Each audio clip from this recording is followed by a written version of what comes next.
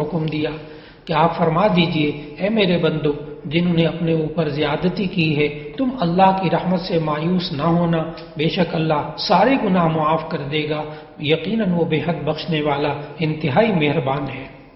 پھر اللہ تعالیٰ نے فرمایا اور اپنے رب کی طرف رجوع کرو اور اس کے سامنے جھک جاؤ اس سے پہلے کہ تم پر عذاب آ جائے، پھر تمہاری مدد نہیں کی جا سکے گی۔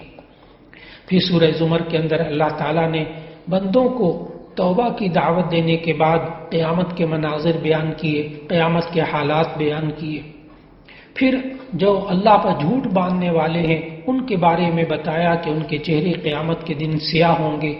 جب سور پھونکا جائے گا سب اللہ کے سامنے پیش ہوں گے، زندگی کا حساب کتاب ہوگا، پھر کافروں کو کھینچ کھینچ کر دوزخ کی طرف لے جایا جائے گا۔